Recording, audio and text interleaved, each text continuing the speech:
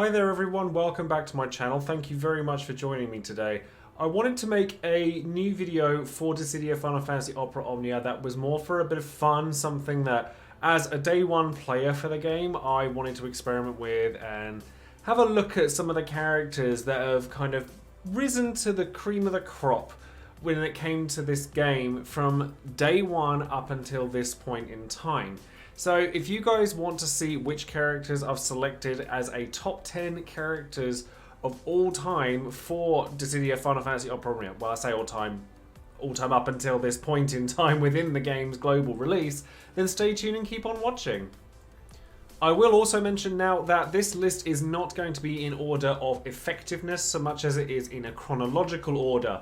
I hope. You know, if I get any of it wrong, then I'm sure you guys will let me know in the comments below. But I've tried to get it as close to accurate as I can. Do go and check out my social media pages if you're enjoying this video, and maybe think about subscribing to the channel if you'd like to see more on Dissidia, where you can see my Twitter page down below, my Twitch channel, which I've got some really fun stuff planned in the coming weeks. So if you guys want to come and join me, play some Dissidia, play some other titles as well, then definitely come and check out my Twitch channel. Don't forget to have a look at my Patreon page as well if you would like to support the channel further, if there's anything that you'd like to bring to the table, and you can make suggestions for things. And you can also get your bespoke title cards made, which I post at the end of every video. And of course I always shout out at least one random patron every video I make. And for today's video, that patron is going to be Eskimo NX, who is himself an Opera Omnia content creator, so definitely go and check out his channels as well. Now, to go from the top 10, we're going to have to go a long way back. We're going to have to go right to the start of the game, over 2 years ago now, which is quite a scary thought, really. The game has been around for 2 years. It's actually managed to outlast the game that it's meant to be a spin-off of, because NT isn't so much of a thing now, but Opera Omnia is still running strong.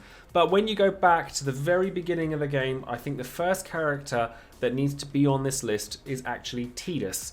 And this is Tidus during the 35 CP era, because Tidus was actually the first character to get a 35 CP weapon.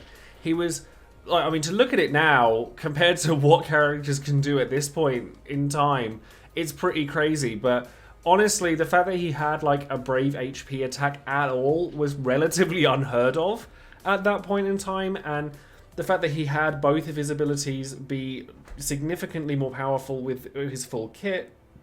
His 35 CP weapon turned Slash, which was just a bravery attack, into Slash combo, which added an HP attack on the end, and also provided debuffs and did lots of like nice things. His action delay was low. Tidus was just a really strong character, and he made up a significant portion of team compositions for quite a long time, like a good 2 to 3 months. Tidus was everywhere. You know, Prish came out early as well compared to Tidus, and she didn't get used nearly as much as he did. Ramza was originally like the big hype character because he was the original 35 CP wielder in JP, but it turned out to be Tidus first in this particular instance, and Tidus definitely did well out of it. The next character I want to talk about also belongs in the 35 CP era, and she was a character that I think a lot of people knew was good, but didn't quite see how game-changing she was at the time, and that's Eiko, or Eiko, however you want to pronounce it. I've been read to filth numerous times for saying Eiko, but do you know what? That's how I grew up with it, so that's how I'm going to call it. But she brought a magnificent kit alongside Tidus, because her smite was one of the only abilities in the game that could grant bravery to other party members while still dealing damage. And HP regen was very useful at the time. Obviously, this is long before EX attacks happened at all, so you only had the 2 bits of kit to worry about. And Eiko just kept everyone's HP up, kept everybody's bravery up, you know, provided buffs to everybody, like she provided max brave buffs if she had a 35 CP weapon. There was a lot to Eiko, and she and Tidus made up 2 out of the 3 members of the Litico party, which was all the rage back in the day. The third party member being Lightning, and I did consider putting Lightning on this list as well, but she fell off a little quicker than either Tidus or Eiko did. So she's actually not on this list, but definitely a good old nod to Lightning as well. But Eiko just brought so much support to the table. There wasn't anyone quite like her at that point in time, and she was I don't think... I think if anybody contests anything on this list, I think Eiko might be the one people go, really? But honestly, she was used for months after she got her 35 CP weapon. Now, we cannot talk about the 35 CP era without talking about a particular character that came out that was, like Tidus, released a little earlier than usual. And that character is Sazh. Now, Sazh was kind of... He was kind of brushed under the rug at the beginning, at the very beginning, and I know this because Sazh, when Sazh was released, it was the first time I kind of dabbled in making content for Opera Omnia before I actually got heavily into it. And I didn't really... I looked into it, but I was like, oh, okay, Sazh is being released, that's nice. And I picked up his 35 CP weapon and didn't actually think all that much about it. But because they released it a good 2 or 3 months earlier than they should have done, because he was meant to come out just before EXs had come out, and he came out a lot earlier. He came out around the same time Lenna did with her 35 CP weapon, and Sazh just blew everyone out of the water. He had speed up, max attack, max brave up, attack up, and he granted it to the whole party with his attack boost in ways that no one else had done, and then he got an HP attack plus out of it that was a brave HP attack. No one had heard of anything like this before, and it was crazy. And honestly, there were clears. I mean, again, this comes from somebody who was like dabbling and making content for Opera Omnia, and I put out a couple of videos, but because I used Sazh in them, people were like, oh, this is just, you know, this isn't a valid clear, it has Sazh in it. And to be honest, there's a couple of characters in this list that people have said things like that about that actually inspired me to make this video in the first place, because I thought, there are these characters that get released that apparently they're too easy, and it's like, well, yeah, they're really, really strong. And Sazh was like the absolute poster boy for this, because he was absolutely crazy powerful, and any composition could work as long as it had Sazh in it, because everyone's stats were just that much better for having him. He was just an exceptional character, and honestly, I look back on fond memories of the 35 CP era purely because of characters like Sazh. So now we're going to move into the EX era. So this is when Cosmos was starting to become a thing, and the first character that I want to talk about in this era is Lenna. Now, people who followed me for a long while will know how much I loved Lenna in the EX era and how powerful she was. There were so many bosses that were just written off by her because she eliminated the debuff mechanic entirely. Windrake Arrow just made it so that you didn't have to worry about debuffs whatsoever, and then Brave Phoenix also just made it so she was just like the perfect support character. People were using Lenna up until early Dimensions End. She hasn't even got her EX realization yet, and people are still looking at her. People still think she's a good character. She has never been the best character single-handedly, but honestly, her longevity speaks for itself. This character was released just as I made my first Future Pulls video, so we're talking a good 9-10 months ago, and people still look at her today. You cannot tell me that a character that lasts that long doesn't deserve to be somewhere on this list, and she doesn't even have her EX realization yet, so when she does get it, she'll still be a popular character even then. But back in the EX era, when Lenna came out with her EX, because Lenna came out with a 35 CP weapon pretty much around the time, like just before Sazh did, and Sazh kind of just was like, you know, it's like, I'm the emperor here, not you. And he just came stomped all over her. But then when she got her EX, things just changed, and she just made so many Cosmos clears back then so much easier. And honestly, I could still recommend pulling for her now. Not long after EXs became a thing, there was a little character called Beatrix. Now, I can tell you without a shadow of a doubt that when they announced Beatrix as the first global exclusive character, I squealed like a child. Like, I was so excited. This was where I was like really getting into the game. Really, I started making my content. This was literally the turning point where I started making it more regularly. And it turned out, for the period of time that she was at, she was ridiculous. Like, the number of buffs she put across the party, the fact that she had Brave Overflow where people didn't really have that at the time. She was able to just pump out damage like nobody's business. Clim Hazard was an AoE EX attack.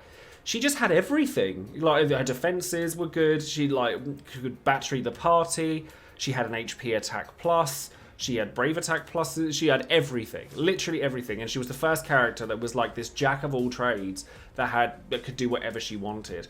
And because she's Beatrix as well, I was not the only person that was as excited for Beatrix as I was, because she's one of my favourite characters ever, and I think she's very much a fan favourite. But going forward, you'll see that, you know, globally exclusive characters kind of have to be really strong, because it's a risk to make something like that. Because if no one cares, then it's like all this work has gone in. A character has been taken out of kind of the JP pool, if you will, or at least to be released later. And if no one cares, it's like, oh, we've done all this work for nothing. So, you know, with Beatrix, and I'm sure it will become as no surprise that I'll talk about another global exclusive character later, but Beatrix just had it all, and she worked for months. Yes, she fell off, sort of like late EX and like early Chaos era. She definitely did fall off. But it's not actually going to be that long until we see her realization come back, and I know I'm going to be giving all of my resources to her. Although, thankfully, not having to pull for her again, because, I mean, this was before G tokens were a thing, and I think I must have spent about 85,000 gems and about 300 tickets getting her. Didn't regret it one bit, she was just that good. Now, the next character that I want to talk about in the EX era was another character that absolutely ruined my resources, but honestly, she was worth every gem I spent on her, and it actually has nothing to do with clearing hard content.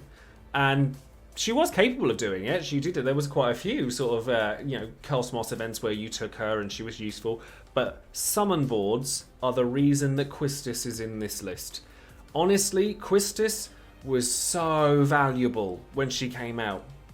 No one had delay quite like she did, and her the homing whip EX attack just made it so that that wasn't the only thing she could do. She was like able to do a bit more damage.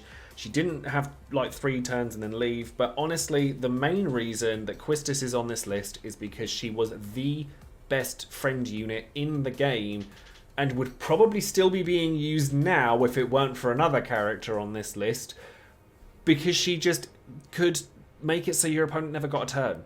Like, how can you get much better than that?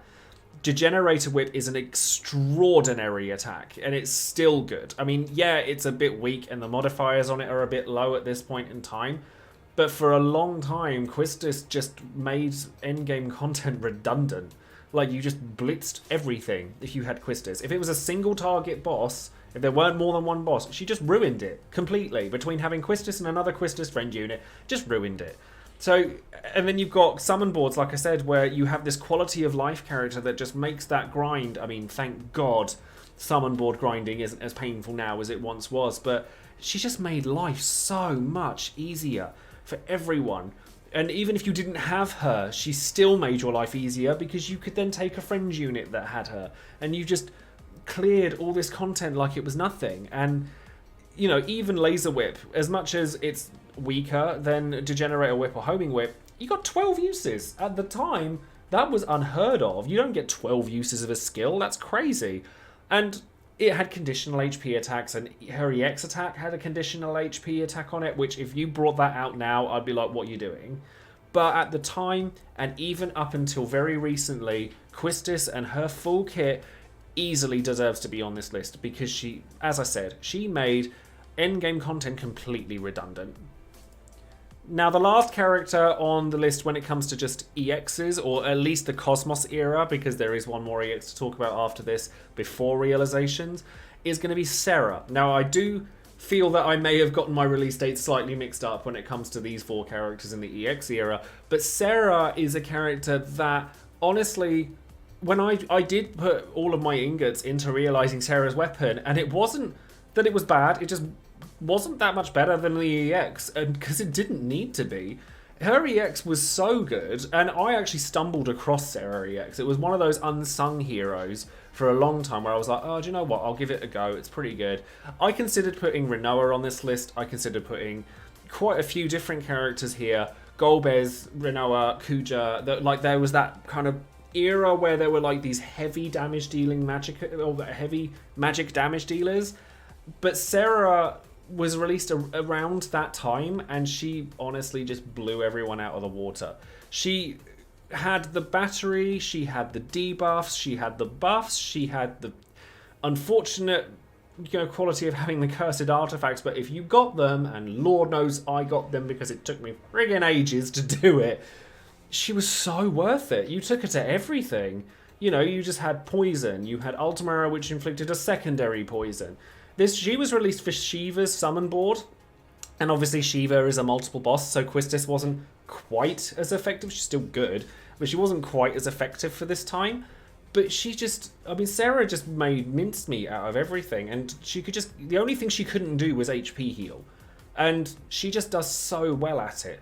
And there were times, you've got to bear in mind that this is in the time of when these characters were released. So obviously, Serah is still a very good character now with her EX realization and things like that. Like, she gets used, I think she was used as recently as Lana and Reigns event, and that was very soon, not long before this video was released. So if she's still getting used now, there's got to be something said for Serah. I mean, those artifacts were a pain in the butt to farm up, but my god, did she pay dividends for you if you did it.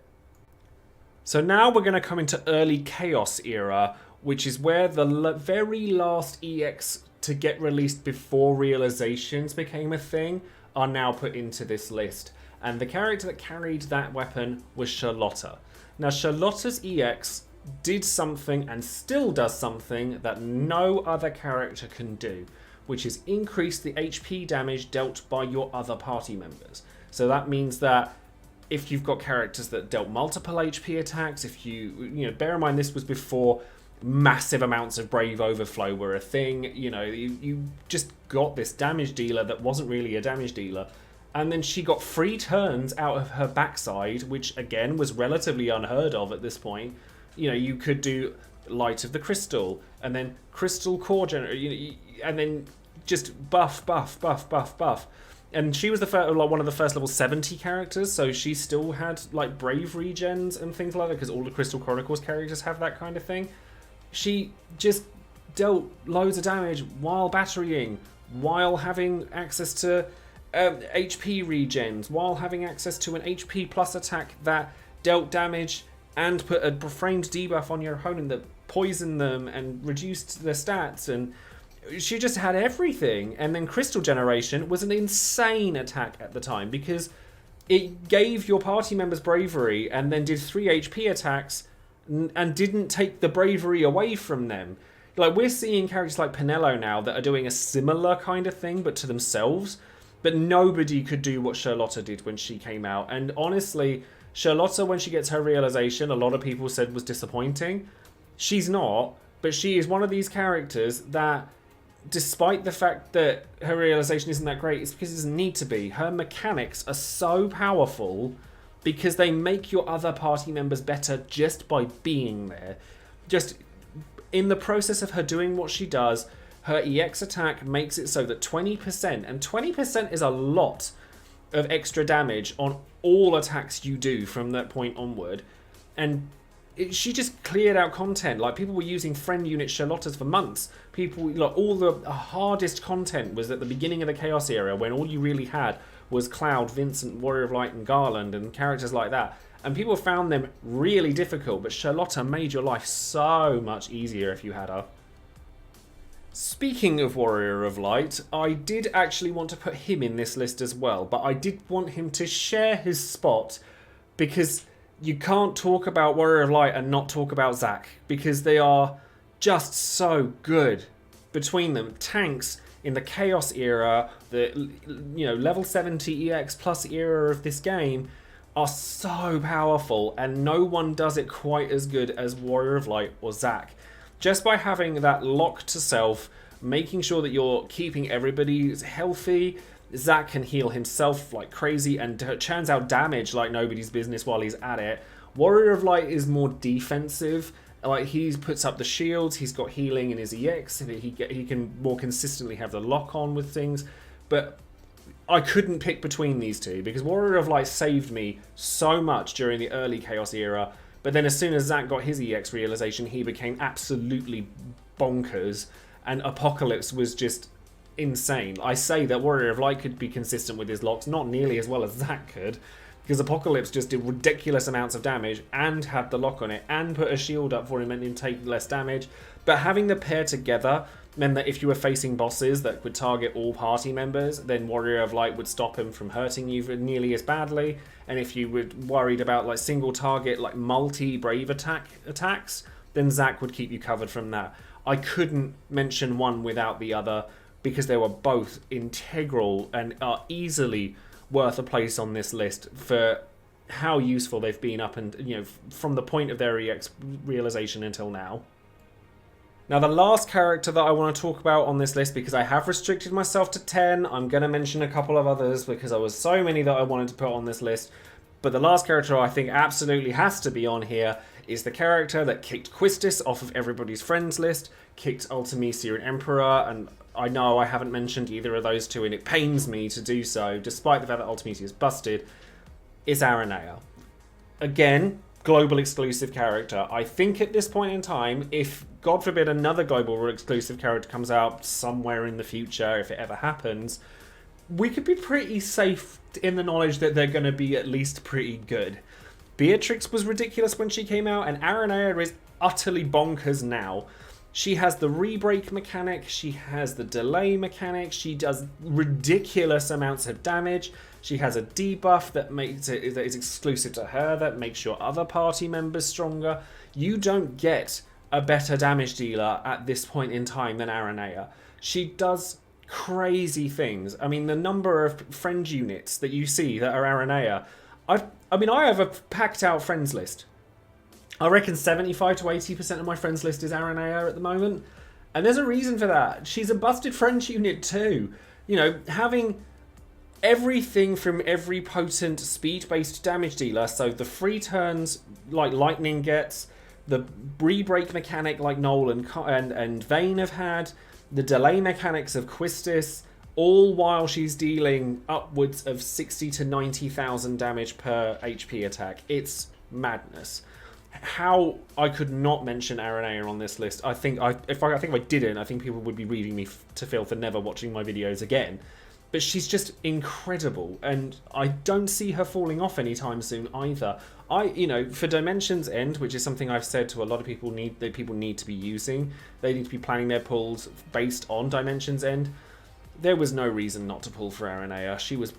She came out just before I started coming back to content creation, and been using her ever since pretty consistently.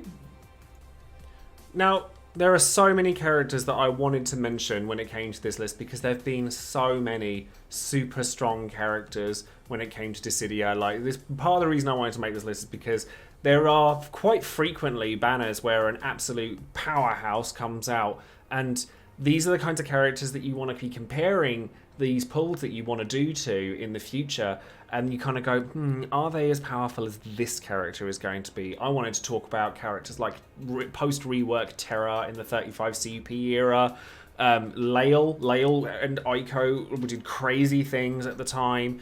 You've got Vayne and Renoa and Setzer. Setzer is another character that was crazy. It still is. Setzer's still pretty amazing. And then you've got like Noctis when he got his EX at the beginning. Like I said, he was really overpowered at the kind of the middle to end of the Cosmos era. And then obviously you've got characters in the Realization era that were ridiculous. So Ultimecia, Emperor, Rosa. There's loads of characters. I did also want to give a quick nod to Yuna post-realization, because as much as I know everybody reads me to filth for doing it, I absolutely realized her EX weapon put 3 ingots in that thing, and I have been using her to auto-farm my way to get my resources ever since, and I don't regret it in the slightest. Just the ease of just pressing auto on the easy mode clears and not having to think about it, I still do to this day. So honestly, there are so many characters that are good in this game that some require a lot less work to be good than others. So that is my list of the top 10 characters of all time up until this point in time, which is sort of spring 2020 with the EX realization era fully underway, but the top 10 characters of all time up until this point in Dissidia Final Fantasy Opera Omnia.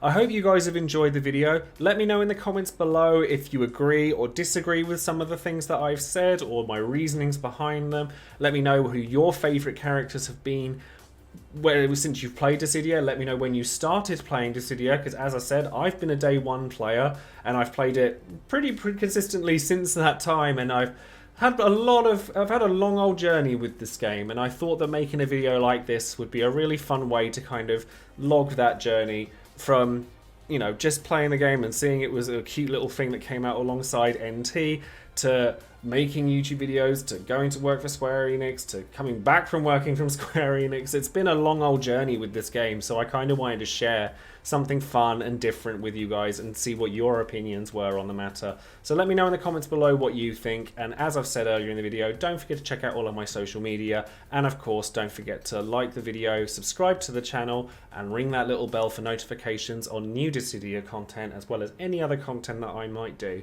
Thank you ever so much for joining me, and hopefully I will see you guys soon. Take care.